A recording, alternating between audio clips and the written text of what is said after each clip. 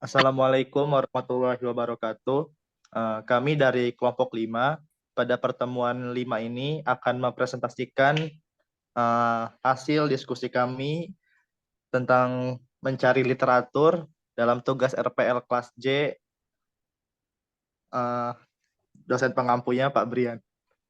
Selanjutnya,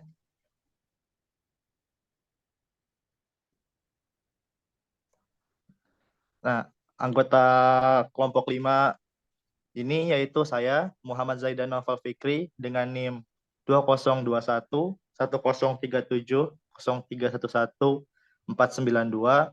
Lalu ada Hilmi Naufal Ramadhani dengan NIM 2021 1037 0311 498, dan Muhammad Mazen Faiz Birizki dengan NIM 2021 1037 0311 513. Lalu selanjutnya,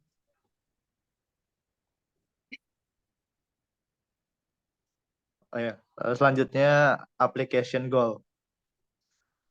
Menurut penulis, latar belakang dibuatnya aplikasi ini adalah kendala dalam pemasaran barang. Perusahaan rumahan yang memproduksi sendiri dan menjual produk makanan ringan seperti kue dengan banyak varian rasa seperti keju, coklat maupun rasa original. Lalu kue keciput, keripik, keripik jamur, keripik singkong, keripik tahu, keripik tempe, cheese stick, dan lain sebagainya. Memiliki berbagai macam kendala. Salah satunya yaitu dalam proses penjualan maupun pengolahan data yang masih menggunakan sistem yang sederhana atau manual. Eh, Dalam hal ini, apabila konsumen ingin mengetahui maupun membeli berbagai produk yang ditawarkan, maka konsumen harus datang langsung memesan produk yang dijual di tempat tersebut atau dapat juga memesan melalui telepon maupun SMS. Padahal, seiring dengan berkembangnya teknologi, maka masyarakat menuntut agar dapat memperoleh informasi produk secara cepat dan akurat. Oleh karena oleh karena itu, berdasarkan masalah tersebut, penulis membuat sebuah aplikasi berbasis Android agar lebih efektif dan efisien dalam proses penjualan. Selanjutnya, desain arsitektur, yaitu metode waterfall, yaitu requirement definition, lalu system and software design, lalu implementation and unit testing, integration and system testing, dan operation and maintenance. Selanjutnya, tahapan-tahapan metode waterfall. Requirement analysis and definition. Penulis menentukan analisis sistem lama, kendala yang ada, dan tujuan sistem baru yang dibuat. Dari hasil konsultasi dengan perusahaan rumahan yang kemudian didefinisikan secara rinci dan berfungsi sebagai spesifikasi sistem. Lalu yang kedua, sistem and software design, tahapan perancangan sistem dengan membuat rancangan desain, input dan output dari sistem informasi yang membentuk arsitektur sistem secara keseluruhan dengan menggunakan tool-tool gratis dari UML. Yang ketiga, implementation and unit testing. Tahap ini perancangan perangkat lunak direalisasikan aplikasi Android Studio sebagai serangkaian unit program. Selain itu, pengujian dengan metode black box melibatkan verifikasi bahwa setiap unit memenuhi spesifikasinya. Yang keempat, integration and system testing. Unit-unit individu program digabung dan diuji sebagai sebuah sistem lengkap untuk memastikan apakah sesuai dengan kebutuhan perangkat lunak atau tidak. Setelah pengujian, perangkat lunak dapat dikirimkan ke customer. Dan yang terakhir, yang kelima, operation and maintenance. Tahapan ini merupakan tahapan yang paling panjang dalam waterfall, yaitu tahap pemasangan program yang sudah jadi dan digunakan secara nyata. Sementara maintenance melibatkan pembetulan kesalahan yang tidak ditemukan pada tahapan sebelumnya dan meningkatkan implementasi layanan sistem sebagai kebutuhan baru. Selanjutnya.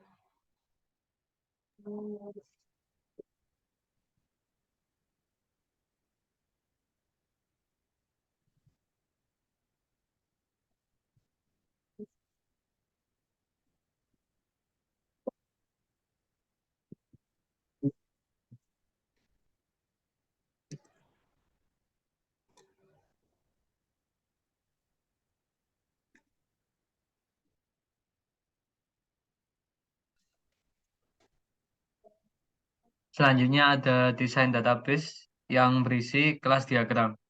Model kelas diagram digunakan untuk membuat perancangan database yang ditunjukkan pada gambar berikut ini yang meliputi satu ada kelas admin dengan atribut kode admin, nama admin, CNS kelamin, alamat, telepon, username, password, current login, last login, dan foto. Lalu ada yang nomor dua, kelas customer dengan atribut ID customer, nama, username, password, email, telepon, alamat, dan ID kelurahan.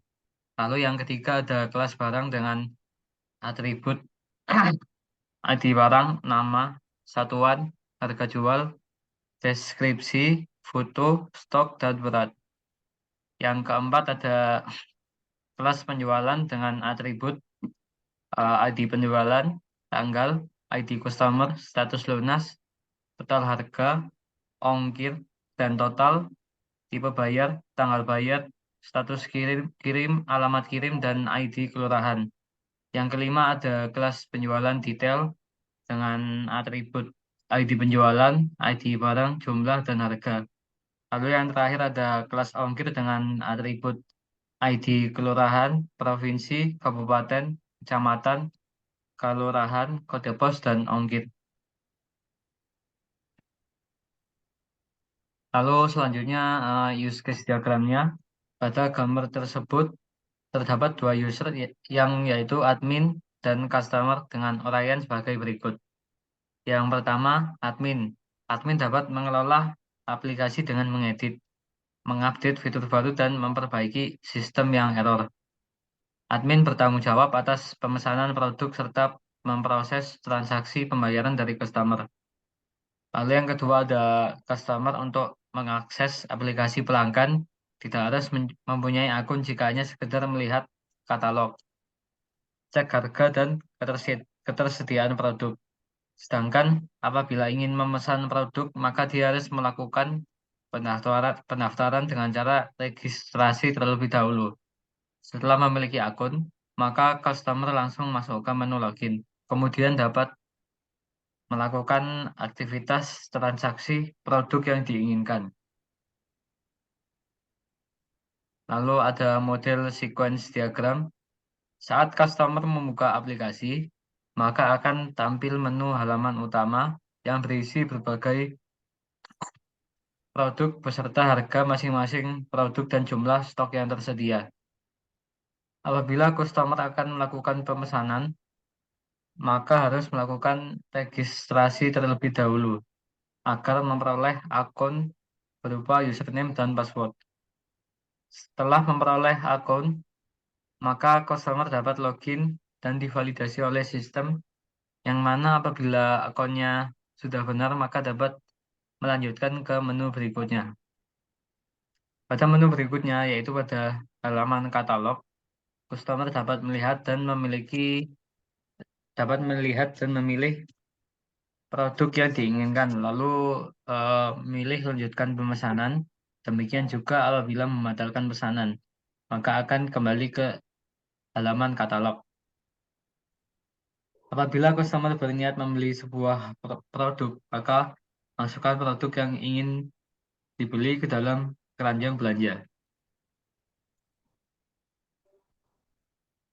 Baik, saya akan melanjutkan presentasi. Yang selanjutnya adalah desain interface. Yang pertama yaitu tampilan home. Pada tampilan home merupakan tampilan yang terlihat pertama kali ketika customer mengakses aplikasi ini. yang mana bisa melakukan login dan melihat produk yang dijual. Selanjutnya yaitu tampilan menu. Login merupakan tampilan untuk customer dalam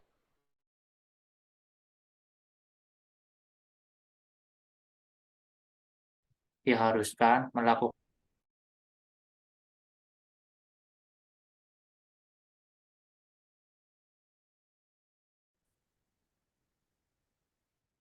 mohon maaf, saya akan mengulanginya lagi. Yang selanjutnya adalah tampilan menu login. Merupakan tampilan untuk customer dalam melakukan login ke dalam aplikasi. Apabila customer belum mempunyai akun, diharuskan untuk melakukan registrasi dengan memilih menu register.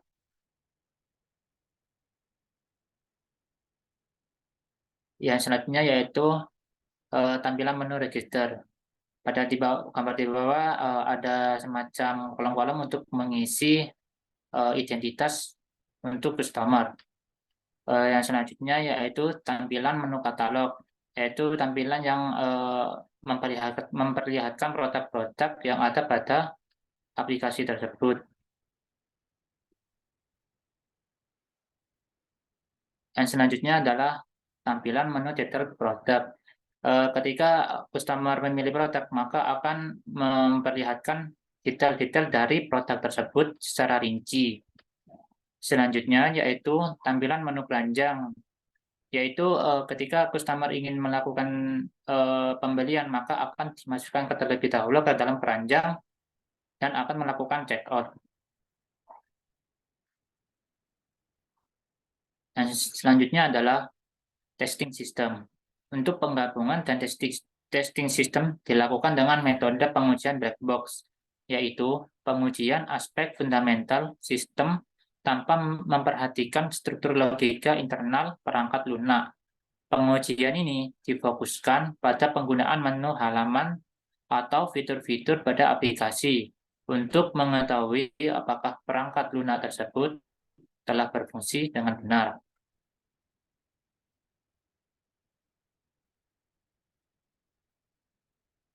Ini adalah tampilan black box yang pada aplikasi tersebut. Pada kolom pertama ada data masukan, yang kolom kedua ada yang diharapkan, yang kolom ketiga ada yang didapatkan, dan kolom keempat adalah kesimpulan. Untuk yang pertama yaitu username dan password sudah diisi dengan benar. Yang diharapkan dengan aplikasi tersebut maka akan masuk ke dalam halaman web admin dan didapatkan yaitu sistem menerima akses login. Maka kesimpulan tersebut maka berhasil. Dan selanjutnya adalah username dan password tidak diisi. Maka yang diharapkan adalah akan menampilkan pesan bahwa login gagal. Maka yang didapatkan akan menerima sistem menolak akses login. Dan sistem tersebut maka dikesimpulan bahwa hal tersebut telah berhasil. Selanjutnya yaitu admin lupa password akun dan tidak bisa login. Yang diharapkan yaitu akan menampilkan pesan bahwa login gagal. Yang didapat maka sistem menolak akses login. Maka kesimpulan tersebut adalah berhasil. Yang selanjutnya yaitu menambah data makanan untuk stok yang baru. Yang diharapkan yaitu sistem akan menyimpan data makanan yang ditambahkan. Maka yang didapat adalah sistem sukses memproses dan kesimpulan tersebut maka berhasil. Yang selanjutnya yaitu menghapus data makanan yang stoknya telah habis. Yang diharapkan yaitu sistem akan melakukan proses penghapusan data. Maka yang didapat adalah sistem sukses memproses. Maka kesimpulan tersebut yaitu berhasil. Yang selanjutnya yaitu mengganti status bayar dari belum lunas menjadi sudah lunas. Yang diharapkan yaitu sistem akan mengupdate status bayar.